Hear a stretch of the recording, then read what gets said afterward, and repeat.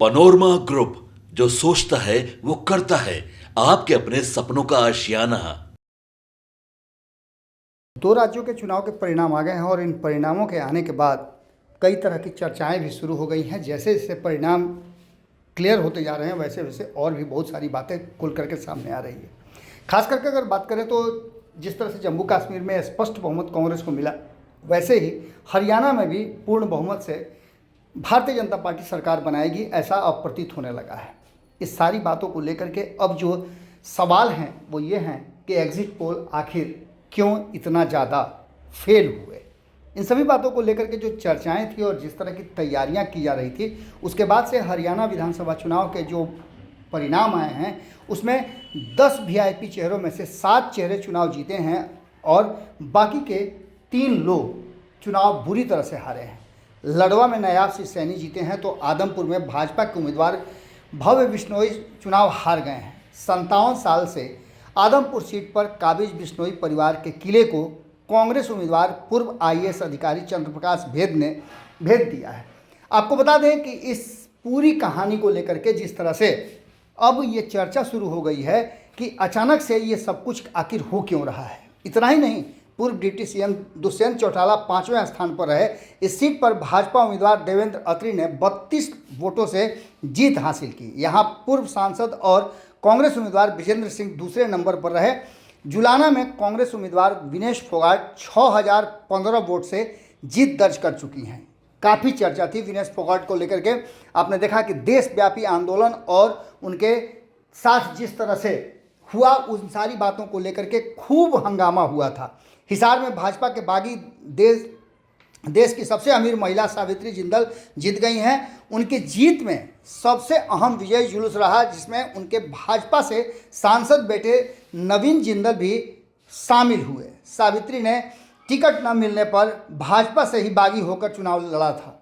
इस बार वो चुनाव जीत गई हैं। इसके अलावे आपको बता दें भूपेंद्र सिंह हुड्डा जो हैं वो गढ़ी सांपला किलोई सीट से जीत गए हैं।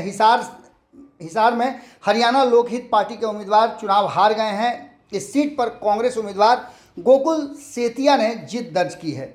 अनिल विज, श्रुति चौधरी, सावित्री जिंदल, विनेश फोगाट, नायब सिंह सैनी और भूपेंद्र हुड्डा चुनाव जीत गए हैं। अब इस जीत और हार के बीच में और कई तरह की चीज़ें और सामने आ रही हैं।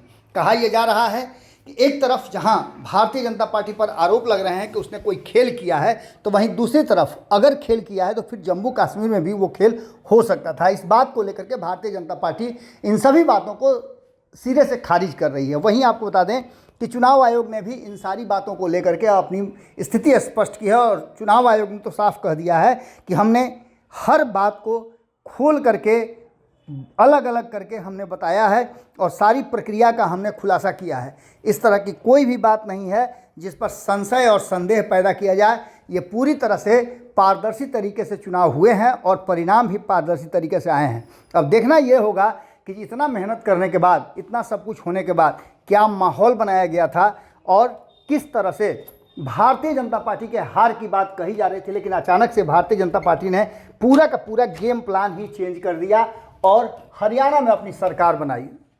तीसरी बार भारतीय जनता पार्टी की सरकार बन रही है। तो वहीं 10 साल बाद चुनाव हुए जम्मू कश्मीर में, वहां कांग्रेस के नेतृत्व वाली गठबंधन जो है उसको सरकार बनाने का मौका मिला है। हरियाणा के चुनाव में सबसे बड़ी बात हुई है कि तेज प्रताप यादव वहां चुनाव प्रचार करने गए थे और लालू परिवार पूरी तरह से अपने दामाद को जिताने के लिए हर काम कर रहा था। खूब जम के चुनाव प्रचार हुए थे, लेकिन वो हार गए हैं। कितना बड़ा झटका है ये और किस तरह से इस चुनाव परिणाम जो 2 राज्यों के आए हैं उसका असर बिहार पर पड़ेगा, देखना दिलचस्प होगा। जुड़े रहिए भारत लाइव के साथ, खबरों का सिलसिला लगातार जारी रहेगा। बहुत बहुत धन्यवाद। पनोरमा ग्रुप, जो सोचता है वो करता है।